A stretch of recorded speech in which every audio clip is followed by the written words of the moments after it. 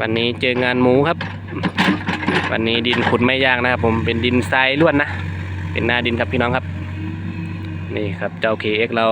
ค่อนข้างที่จะเบาแรงหน่อยครับวันนี้